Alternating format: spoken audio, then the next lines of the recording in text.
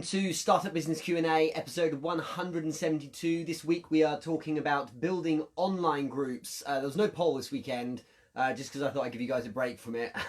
Nothing other than that. And this week is going to be really interesting because I know a lot of people want to ask a lot of questions about Facebook groups, but there's nothing to stop you asking about other online groups as well. Thank you. Wow, everyone, for all the great questions that have come through. Quite a few already. And if you have any questions on building online groups, then feel free to jump straight in and ask them in the questions. So we're live right now on Instagram, Facebook, and LinkedIn, as always. In addition, if you're watching or you want to watch the replay, you can always watch on those platforms. It stays up, or you can watch on IGTV if you're on Instagram. And of course, there's the podcast available from therichardmoore.com, so you can check me out on the website there. I'm really excited to do this one because, I'll just give you a bit of background, back in 2016, I think it was, I started my Facebook group. I think it was 16, I don't know, it was 4 years actually, so it must be 2015. I started my online group, which then became the Entrepreneur Business Group, which is of course where I host the Entrepreneur Business Live events and so on. But it's also been a really good place for doing great work, understanding and like really cutting my teeth on how to build community and things like that as well. So I've got a lot of experience doing it, and what I really am pleased about is the group I've built is one where I haven't kind of growth hacked in the wrong way. I feel I've done a really good job of building it organically, so I feel I've got plenty to share there. It isn't the biggest group, it's just over 4,000 people, which isn't huge, but in terms of its engagement, I feel like it's doing quite well. So I'm pleased to be able to share a lot there. Just want to shout out everyone who's jumping in. Jedi Hill, nice to see you on Facebook. Raisin Chew, Devon Scott as well, good to see you, my man. Raisin, thanks for watching from all the way from Singapore. Jason Harbour on Instagram, Gabrielle4831 is joined as well. Hello, waving to you, and many others too. And let's just eventually, as usual, the troublesome problem child of online live streaming is LinkedIn, of course, and I'm live there as well, so that's good. So thanks everyone who's piling in there. So if this is the first time watching, this is week 172, every Monday at this time, so 8 a.m. EST. Let me get my microphone on, I forgot about that. 8 a.m. EST or 1 p.m. UK time, we have this Startup Business Q&A show. About 8 questions a week, so we're getting quite a few of them, and I think we're onwards to almost getting about 1,500 questions answered over the last 3.5 or so years. So I really appreciate it. The only reason there is a show is because you lot bothered to firstly show up, but also to actually ask things as well. So thank you very much for doing that. If you're watching right now live, could you put in the comments where you're watching from? Okay, so what city you're in, and also hashtag Team Live. I always do a little bit of an audit of how many are watching Team Live, or if you're watching as a replay later on, put in where you're from, and also hashtag Team Replay as well. Also, show me a show of hands, give me a heart if you're in a group right now, or give me a thumbs up if you're in if you're not in a group now. So it's the thumbs up if you're not in a group, and a heart if you are in a group. So just bang them out on the platforms and have a look. And yes, what a clever way of getting hearts and likes on your stream, right? But the more we have activity, the more people will engage, and we'll show that it's actually on. So thanks everyone for watching. Rick Hogan, to see you watching from Philadelphia. And it'll be nice to see Chef Mike Don Pedro all the way from Sydney, Australia as well, so it's amazing. Meanwhile, Brandy Holloway is watching from Virginia, and Jedi Hill live from Cleveland, Ohio. Thanks very much, guys. So if you have a question on building online groups, do fire away in the comments. Hopefully that's everything plugged in and tech is on. Purve Sonia Davi, good to see you as well from Chicago. Let's hop into the first question, which comes from Ian Tisker. What is your thoughts on LinkedIn groups? Is there any traction at the moment? Well, look, let's get this really clear. The key thing about groups is that there's always traction if you do them right. Like with anything, you can make loads of money off myspace.com if you do it properly, but typically I find that I've built or worked with LinkedIn group building several years ago, and we did very well. And the reason why we did well, I believe, was 2 reasons, and this is really kind of your main takeaways for building groups, I've found. One is we curated the content every day to make sure the right kind of content was going out. More on that in a minute. And secondly, we were fussy about who joined the group. So at the time, it was a headhunting business we were at, but the group I remember was related to healthcare. And the guys running it in the company really did a good job of focusing the content specifically on a particular function within healthcare and inviting only people in who would be interested in specifically that, so had that job function. So it was a very rich pool of engagement. That community, they did an amazing job, and it gave them the opportunity to kind of offer jobs there as well. So they were very fussy about not letting people in who might be trying to game the group or something like that. I think that LinkedIn groups don't tend to show so well on the news feeds. I personally think if you're going to join a builder group, it might be you do better on Facebook, but that's just my experience. In my opinion, it's not so much the platform, it's how much work you put into it. And it's the same as with anything. If you give people a reason to show up for something, they will show up for your group. Because if they're getting great value and it's a great kind of water cooler kind of chat space and you're hosting a good party, there's no reason why they wouldn't want to be involved, right? So again, more on that later in terms of strategy, but it's not a case of if they're no good or not. It's a case of what are you doing in them. There's plenty of people who make a living off coaching how to make Facebook groups, and they make great money off it, because they know how to do it properly. In the same way as some people are millionaires and don't use LinkedIn, and then some people who aren't millionaires who do use LinkedIn, and it doesn't matter. It's about how good you are at doing it. So the technique is what matters here, Ian. But good question to kick us off. Do you want to do a few more shout outs? Karma Pete, nice to see you on here. Thanks for watching on Instagram. Akarkan S as well, _S. Cam H Schmidt. Gosh, it's always hard work with the names. And Diana from Melbourne as well. Good to see you. Steph's Wallets here. Makai Ullus as well. Thank you very much, everyone, for joining in. And over on Facebook as well. Nice to see you here. Michael Tolbert. Great to see you here, my man. Thank you very much. Over on LinkedIn, which is woken up, we've got Steve Davis from Marrakesh. Not the Steve, no, it's different Steve Davis, not the snooker player. In Morocco, Brian Roy is here, nice to see you. Ajaro2 is watching from Benin in West Africa. Katrina Kurt, hello Richard, good to see you too. John Bishop here in the UK, nice to see you, and thanks for coming to Entrepreneur Business Live last week. London was a real success. I have to say, last week was a fantastic success. The last London event of the year, we raised £200 on the night for Drive Forward Foundation as well, who we're going to be working with again at that location for next year as a charity partner. Next week, on Thursday the 21st, is exciting. We have Entrepreneur Business Live LA, so the first ever LA event. And in fact, the last US event of 2019 before we finish the following 2 weeks later in Ottawa on the 5th of December for the final event of the year. So thank you very much for those who are hosting that. Patrick running LA, tickets available on therichardmoore.com, and Nadine running the Ottawa event and the first week of December as well. Next question on online groups, and if you have a question, put it into the comments, no problem. By the way, if you are in a group, give me a thumbs up. No. If you're in a group, give me a heart. If you're not in a group, give me a thumbs up so we can see if you're in one or not. Be interesting to see this. Next question from Austin Lang. I don't know how to say it. So Austin has asked, Richard, how do you build the initial momentum of attracting new members to the group? Well, look, ideally, eventually, you want it to be that, I feel I get this, which is that there's sufficient people talking about your group that it brings people in, which is what you want to map to, right? You want it to be in a place where it sells itself and there's good reputation and so on. But certainly at the start point, the best way to get the right people visiting and joining your group is to go and get them manually. It's the same with any building of community, sitting and waiting.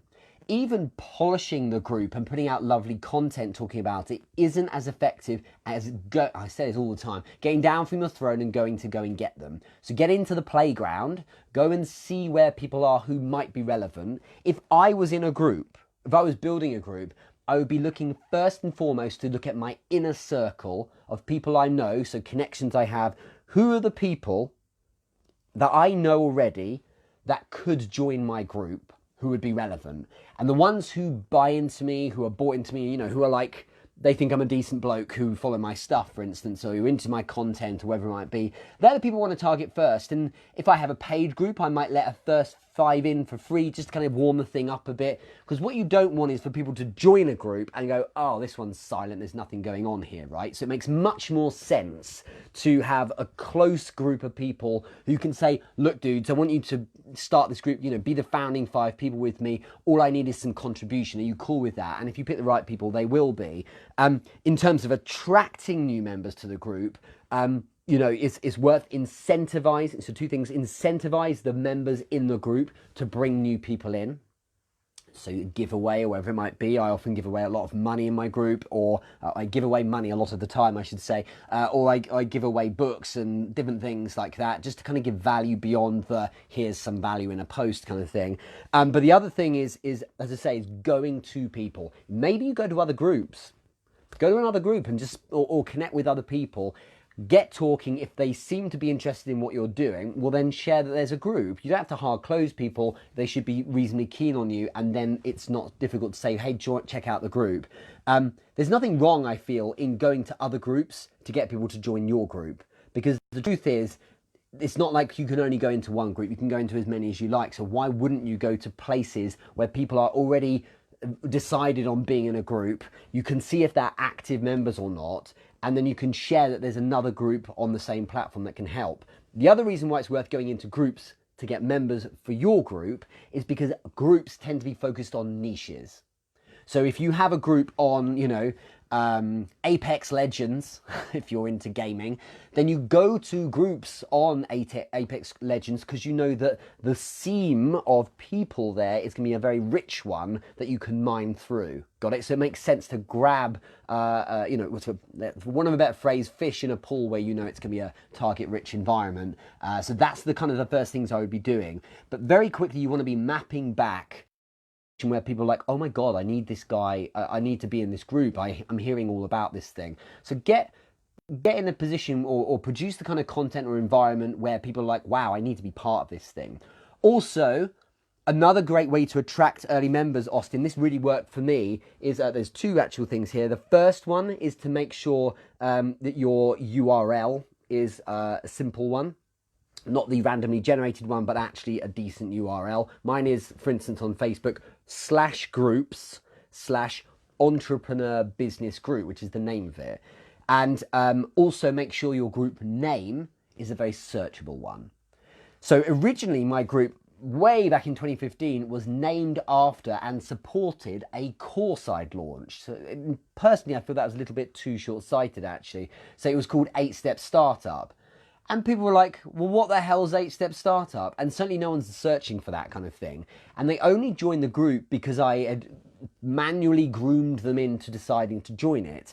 Whereas, when I pivoted it to Entrepreneur Business Group, it was like night and day. It was literally like every day I was getting so many new people asking to join, because people who are interested in that space are naturally finding it. So your searchability is huge. Make sure the name is simple.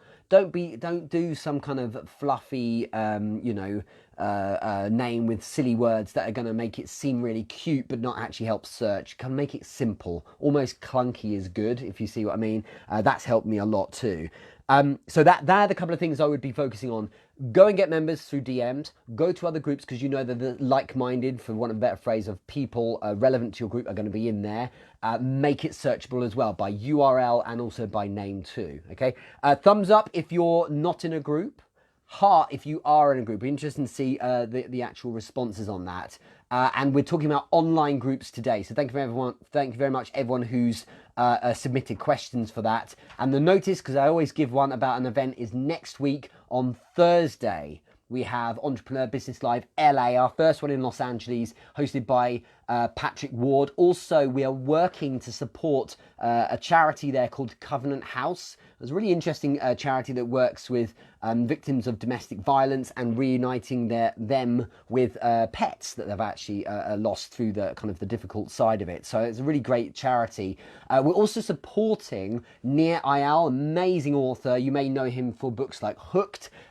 His new book, Indistractable, there's actually 5 copies he's kindly donated that will be given away at the event. So if you know anyone in LA, make sure you're going. It's a good idea to do that. And then 2 weeks on from that, Nadine Langlois, who's watching over on Facebook right now, hello to you. On the 5th of December, we are hosting our final event of an amazing year in Ottawa. So thank you very much in advance for doing that. And that'll be with Dan Willis and also Sam Lister. Some of you on LinkedIn will probably know him well as the guy running an amazing video game right now at only age 21.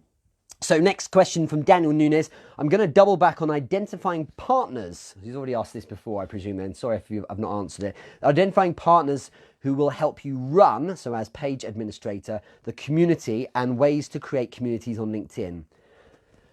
Look, it's the same as anyone who is going to join your team. There needs to be a massive amount of trust and reliability. Gurleen, who's over in Seattle, is one of the admins who helps, for instance, with my Facebook page, and she's allowed to post content on there.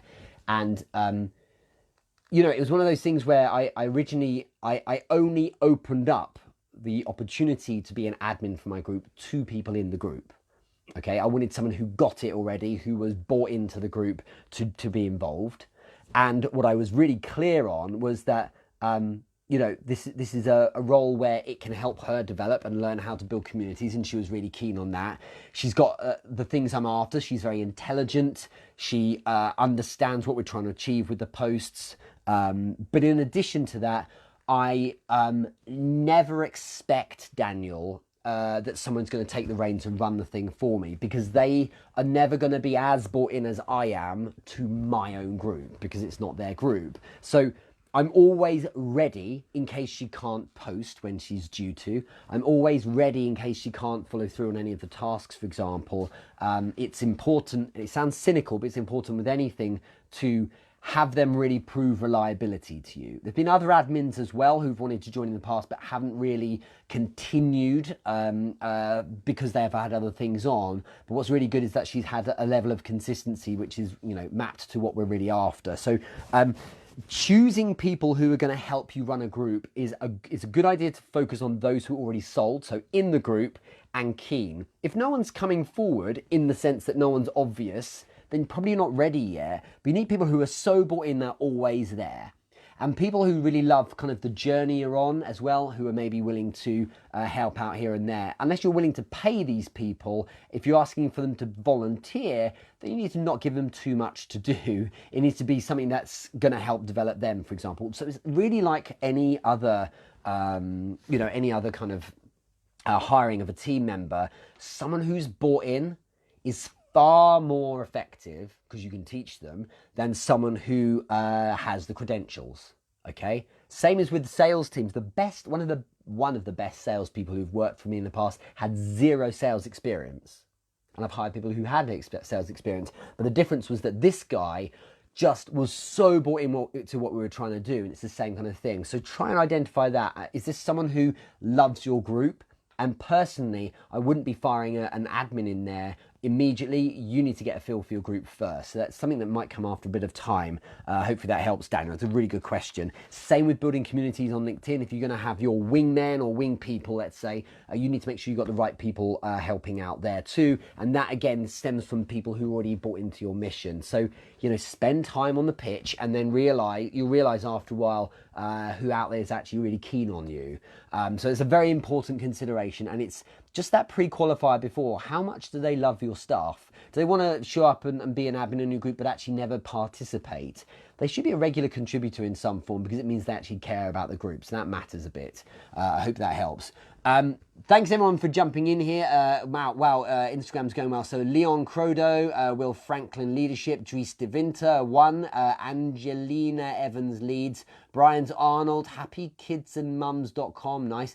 Cam H. Schmidt, and Emmanuel Bass-Mendy, and so on, and like hundreds of you lot. So nice to see you all here. And Brian Durek, nice to see you over from Miami. Thank you very much. Brian is going to be helping me host Miami 2020 in March, we're thinking, aren't we? Slightly different format, should be good fun, possibly, for Entrepreneur Business Live out there.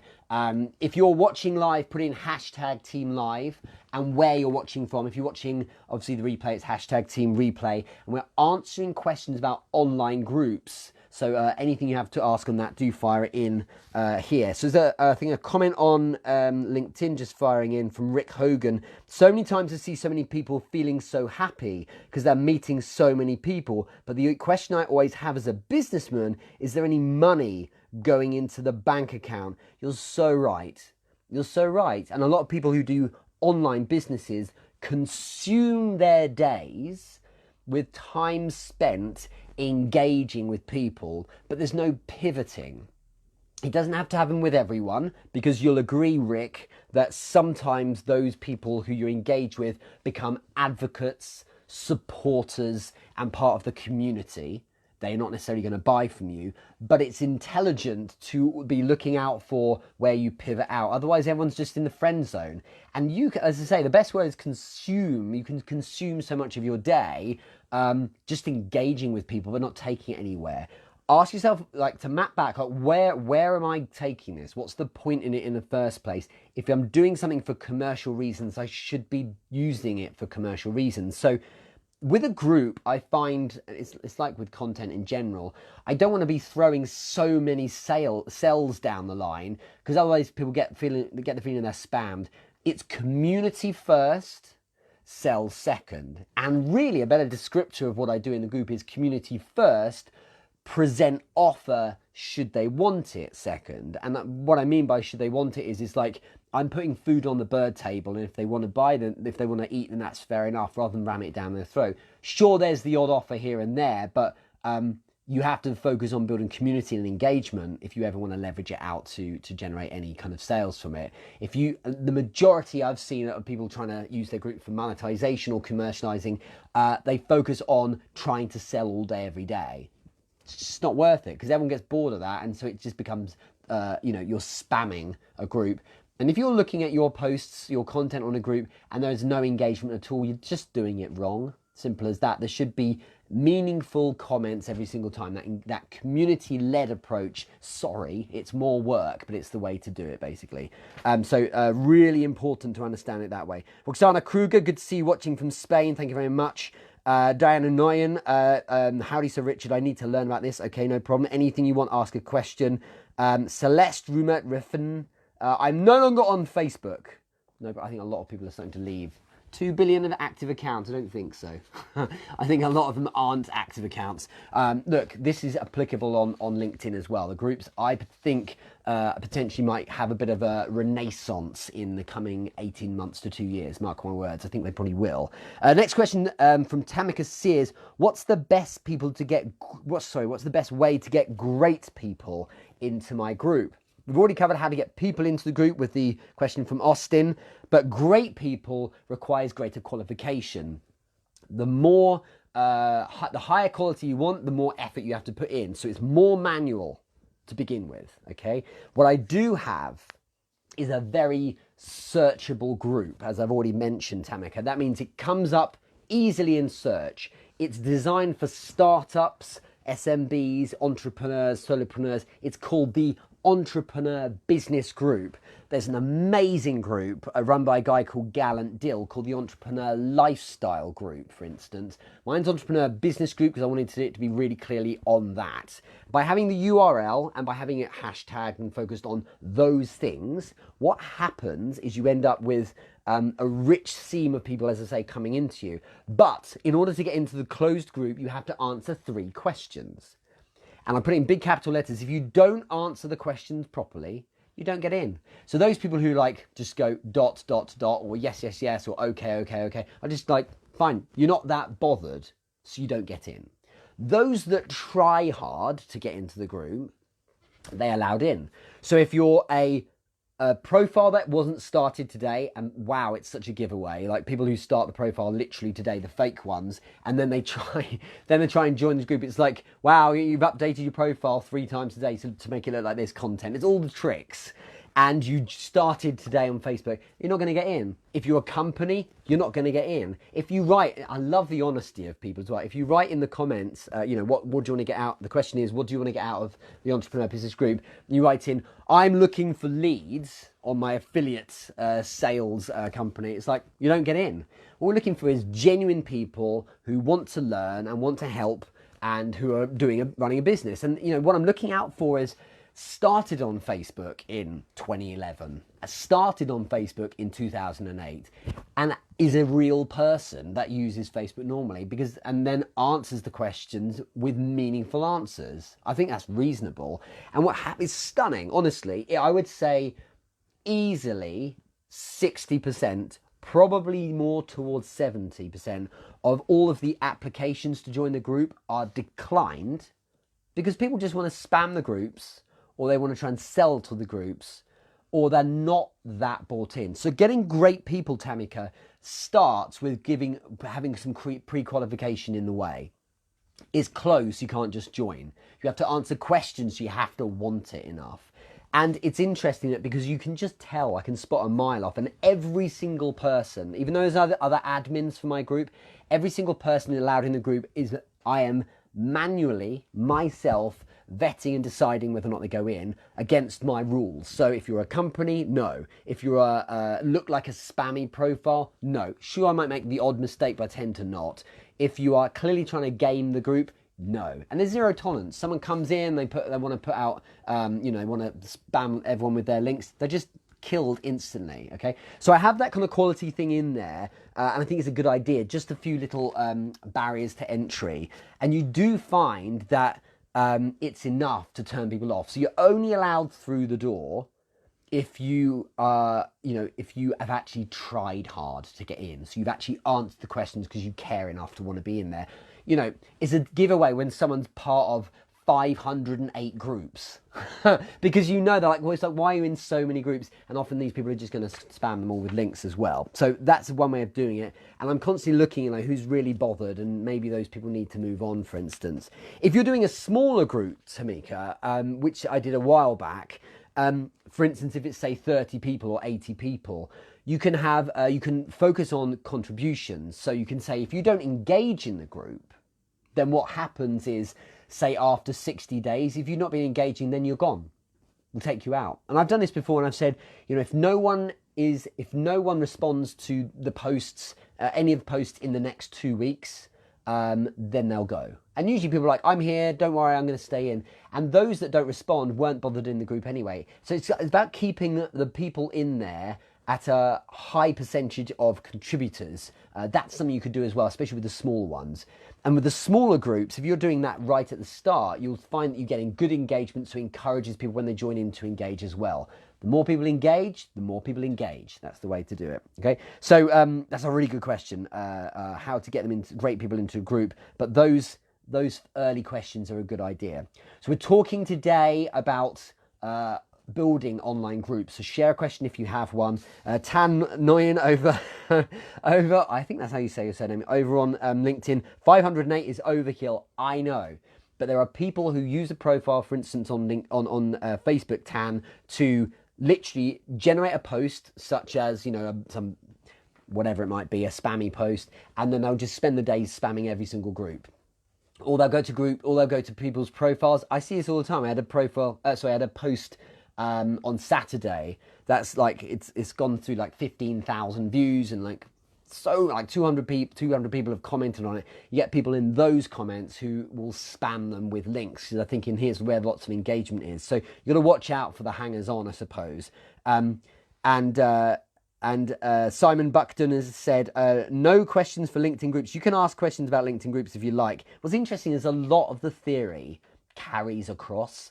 And like I said at the top of this, for some of you who weren't watching, the thing is, if you are, it's crazy. If you do a group right, if you make it interesting enough that people want to show up, then you can have it any way you like because people will do it. And I think that's the key to getting it right in LinkedIn. But as for it being found, I don't think culturally people are doing it as much as they might, but I'm happy to be proven wrong.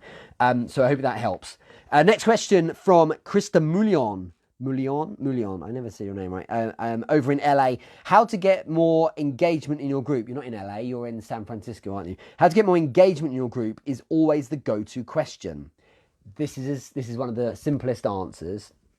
If you want engagement in your group, you have to deserve it. That's it. You have to deserve it. And I think it's amazing how there have been peaks and troughs over the years with my group, and I get engagement when I deserve it. Some posts get no engagement at all. They get no engagement at all. And the reason they get no engagement is because the posts aren't good enough.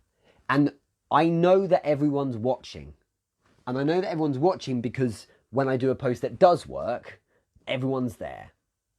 Good examples being best answer in the comments gets $50. You tend to get plenty of people showing up. So they're all there watching, but if your posts are no good, people won't bother. So the best way to get engagement in the group is to also map back from what group members are going to want to hear. So managing expectations, like what are they here for?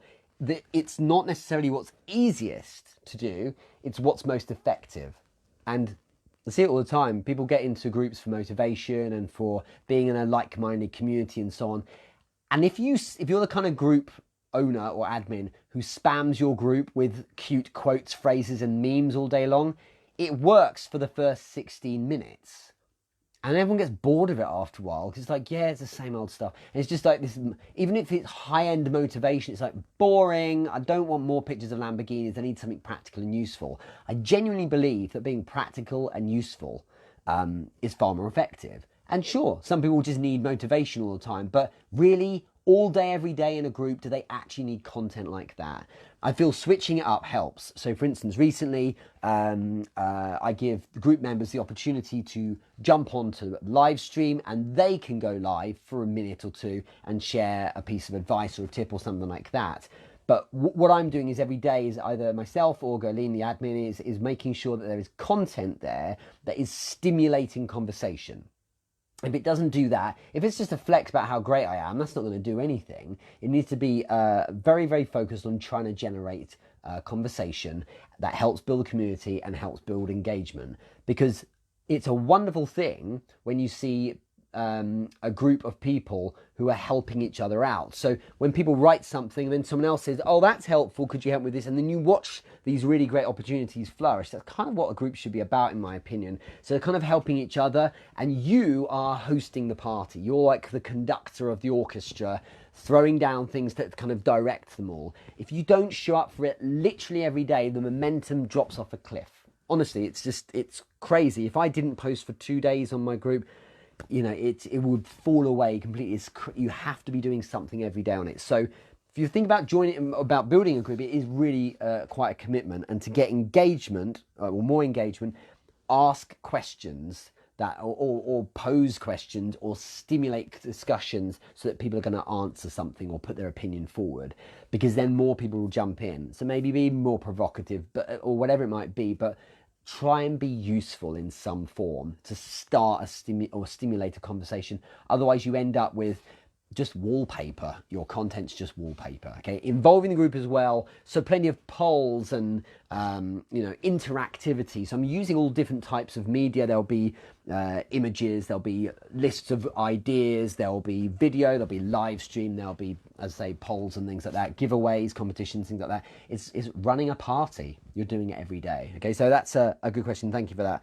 And next up was Sharon Falk from New Jersey, who I saw at Entrepreneur Business Live earlier this year. So thank you for your question. The ever popular boost a post versus Facebook ads, which is better and why, has nothing to do with groups, Sharon, unless you're talking about using Facebook ads or boosted posts to promote your group. I don't know. I think maybe, but it doesn't matter. So your question is an interesting one. In my opinion, if you, just to answer this, if you're going to use Facebook ads or boost a post, just to explain what this is, on Facebook, if you write a post and you want it to be boosted, so pay money for it to target a certain audience, you can boost it. Same on Instagram, because it's owned by Facebook, uses the same engine. Or you can run an ad, which is a far more robust approach. You can see where my answers are going. I would always run an ad. If I'm going to put money against a piece of content to drive it out to the right people, I want to use an ad because I have far more options. It's way more advanced and I have more control and clarity about where my money is going. So it makes far more sense to do it that way, in my opinion. Boosting, I'm not saying it's lazy, but if you just hit boost, you can only do so many things with it. And I think with ad sets, you can do far more. You can be more penetrative, you can make better decisions, and you can see the results better, real insights as to how the ads are working, and then know where to pivot or switch the ad off or make a slightly better version of it. So I would always use Facebook ads. Would I use it, I'm making my own question up, would I use it to promote a Facebook group? I haven't. I don't think there's anything wrong with it if you wanted to aggressively grow. It's probably something I might do in the future, actually. But I found that organically it's grown really well as it is. So I haven't at this stage. But thank you very much for the question. Next is Bob Lowe from Kuala Lumpur. How do I determine a good niche or topic to start an online group? It's a good question. I think it was on Friday. I released a post on LinkedIn about choosing your niche. And usually the way to look at it is that you're probably not going to be perfectly right. Okay, so kind of pick something, it seems vague, but it's not. Kind of pick something that's probably right to begin with. And once you pick something that's probably right to begin with, as in a niche you think you're probably good at writing about or focusing on, that's probably your good start point, and learn that you're going to pivot and change and evolve from there. Within 2 weeks, you might be editing and slightly tweaking it because you get a feel for what's going to really be right for you. But the other thing I was going to say was on Friday, I think it was last week, I posted this piece of content about how to identify what your niche is. Another way to look at it isn't just the targeted set of people and the kind of industry you're in, but it's also the problem you solve. What's the problem you're solving? And if you think about what the problem is that you're solving, Bob, if you marry that with the demographic that you think is about right. So for instance, I was speaking to someone earlier today who's like, here's the problem I solve. And my demographic is, I think it was women in their 20s. If you marry the two together, you have not just the target people you're kind of helping out, but in addition, you have the problem you're trying to solve from them. So if you weave the solution to that problem into all of your content, then what you're doing is you're constantly helping them solve the issue of their day. So as one way of doing it, I think you can determine a niche. And another way to do it is to like, what are you into? Because that's probably what you should be focused on. If you think there's a trend right now for Forex trading groups and you don't do foreign exchange trading, well, I wouldn't join it. I wouldn't start a Forex trading group. This is why so many idiots lost money in the Bitcoin thing a couple of years ago. It was 2 years ago in December when it hit like almost $20,000 because everyone wanted loads of cash. So when Bitcoin started making lots of money for people who knew what they were doing, those who didn't know what they were doing saw it and like ran like sheep after it. And of course, a lot of people were stung. I heard horror stories of people who had actually mortgaged their houses, maxed out credit cards, and then of course were screwed because they didn't know what they were doing. So it makes sense to not try and run at something you don't know, even if it feels like it's trending. Do the thing you understand well. I'm working with business because it's my utter hobby and passion. It's the thing I'm really into doing. Plus, I've had a lot of experience over the years because most of my career was in that space as well. So choose the thing you probably know a decent amount about. Choose the demographic for whom you want to target the group. But also think about the problem that you're going to solve for them. And with those three things together, you really probably can't go far wrong. Within 6 months, not 7 minutes, but within 6 months, you'll probably have a sense of where you might need to pivot it or slightly tweak it. Maybe make it a little broader or in fact niche down further because you've found some things out or maybe you've learned some insights just simply from the vibe from the market, from the content you produce. So that's one way of looking at it, in my opinion. Let's go to some of the questions here on LinkedIn. Great to see so many people watching. And by the way, if you're not in a group, Facebook, LinkedIn, or whatever, give me a thumbs up. If you are in a group, give me a heart. Also, why don't you write in any of these platforms, so Instagram, Facebook, or on the podcast if you're listening, or on LinkedIn, write the best group you're in, because we could check them out then as well. What's the best group you're in? Put that in the comments.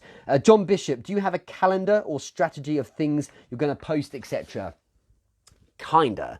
So what I have in my Facebook group is each day of the week, information down each day of the week of the type of post we're putting out, and loosely we stick to it, but not always, because for instance, on Thursday next week, we'll be going, Patrick Ward, who's hosting Entrepreneur Business Live Los Angeles, will be going live from Los Angeles. That will be the main post of the day. So it won't necessarily correlate with, I can't remember what Thursday is. I think it might be like a sales tip, for instance. But, you know, so we're not always that rigid, but we do have a general sense of what type of post or rather what theme or piece of content we'll have each day of the week. Is good because then people know what's coming up. And you never know, some things might become a bit of a kind of a cultural icon for the group. It might be, oh, I can't wait for the Tuesday super tip that you put out, for instance. It might become a thing. So something like that's quite a good idea, in my opinion. I think you should try something like that. Dan Noyen also on Facebook has said, Boosted, talking about Facebook ads or boosted posts, usually puts it out to a large audience, not necessarily your target audience, I believe. I agree with you. And because it's a larger audience, but the problem is you can't get the kind of the granular detail on who you're sending it to. You know, with the Facebook ads, I can target housewives in Atlanta who have a certain net worth and a certain income, who have interest in 80s nostalgia, for instance. Like, that's crazy that I can do that. And in boosting posts, you don't get that kind of robust level of work, if that makes sense. Daniel Nunes has said on Facebook here, stick with what you know. Basically, yeah. And Daniel said, I'm not certain if I'm part of your LinkedIn group. No.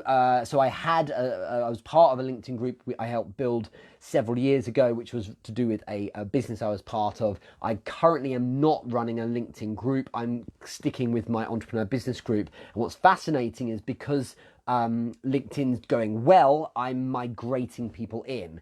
And since watching this since doing this live stream in the past 41 minutes, I've seen notifications coming in for people joining my entrepreneur business group. It's no coincidence. Probably it's people from, say, LinkedIn or wherever else going, and then joining the group.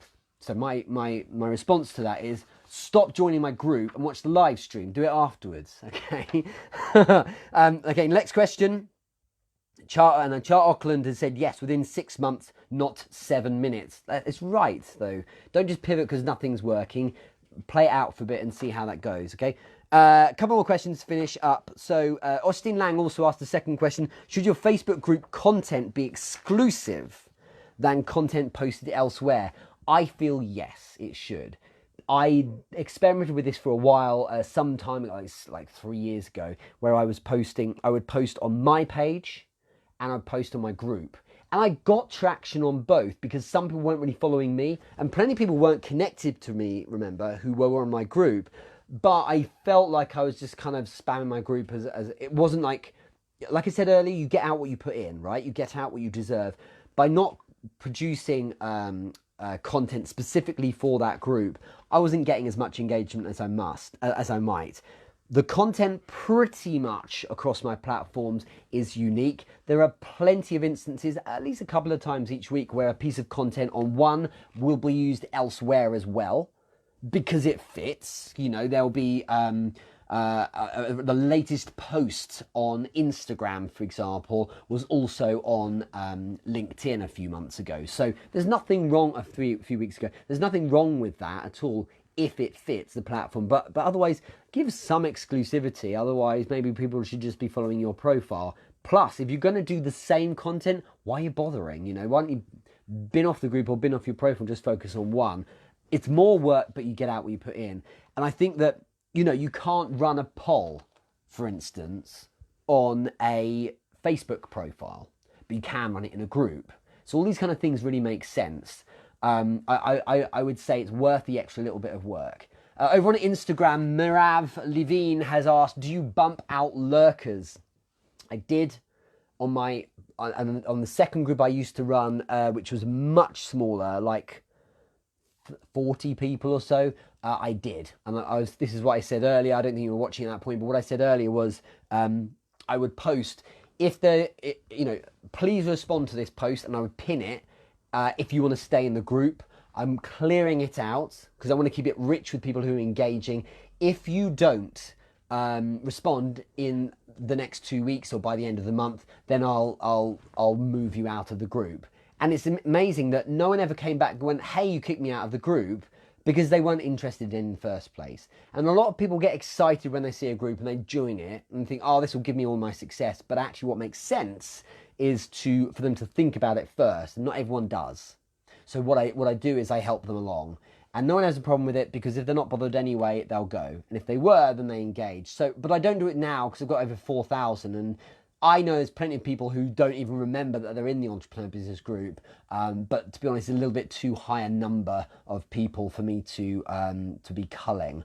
I'd love it if Facebook could say, by the way, Richard, as a tool, here are 617 people who haven't engaged in your group or even been in it for the last 2 years. Do you want to kill them? And I would be like, as in digitally, I'd be like, yes, no problem. So that would work for me, but it's a little bit too big a group at this point now. Sushi Disbanded, thank you very much for your comment. Love your consistency in showing up and providing value, Richard. Thank you very much. Yeah, the group has to be every day, just like these live streams every single week.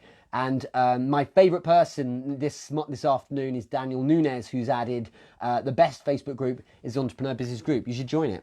It's very good.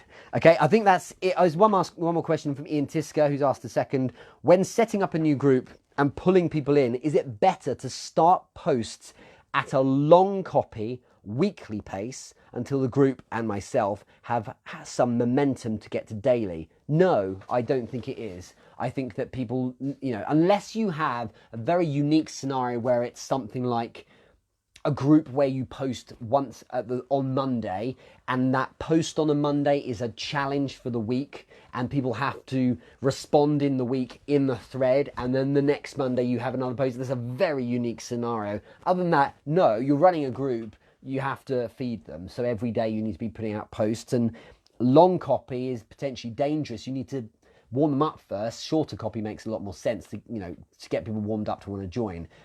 It's no coincidence that the people who watch my live stream tend to be the ones who always watch my stuff, because it's an hour. and someone who's just passing through, doesn't know me, isn't going to sit through an hour unless I'm super compelling. It doesn't always happen. But it makes more sense to start small, to give people plenty of things to get into. If you want to build momentum and your group's got nothing in it, and it's not posting regularly, well, that's not very compelling for an audience member. So my advice here, Ian, is don't think about what's effective or efficient for you. Think about what is effective for the audience member. What do they want? Do they want you to not do much work, or do they want to have an engaging experience in your group? It will be the latter, so you probably have to do a bit more work. I'm sorry. That's why you have to consider hard if you're going to do this, because it's a commitment. You need to show something every day. And ideally more than that, but there should be something every day. Otherwise, people don't become naturalized or conditioned to being in your group. And they don't become naturalized to being in a group because there's no point. There's no reason to show up. So hopefully that helps a bit. Thank you so much, everyone who's been watching. Great to see so many people watching on LinkedIn. Next week, Thursday, Entrepreneur Business Live LA. Anyone you know in LA, tell them about this. Patrick Ward is hosting, the superstar from Words with Ward. You should check him out. He's big on LinkedIn. Andrew Helms, who is epic with videos. Really, I love his skits on LinkedIn video. He's also here on Facebook as well. From Feral Flicks will be speaking, and also Travis Chambers, who's just a god of video marketing. They're talking about communicating your brand. We're supporting Nir Eyal himself with his new book Indistractable. He's giving away 5 copies at the event, and we're supporting Covenant House, which is a local charity, the California chapter, if you like, we're supporting, that helps with victims of domestic violence. And their pets, $10 for every attendee in the room next Thursday will be going to that charity. So thank you very much. Hosted at WeWork La Brea in Hollywood for the last US Entrepreneur Business Live of the year. That's next week on the Thursday. Do I help people in the US? Says Tablanket. Yes, I feel I do. Actually, 70% of my audience and clients are over there. So if you need a hand, let me know. Thank you so much, everyone, for watching. Cheerio, Instagram. Thank you for listening on the podcast, and see you on later on IGTV if you want the replay.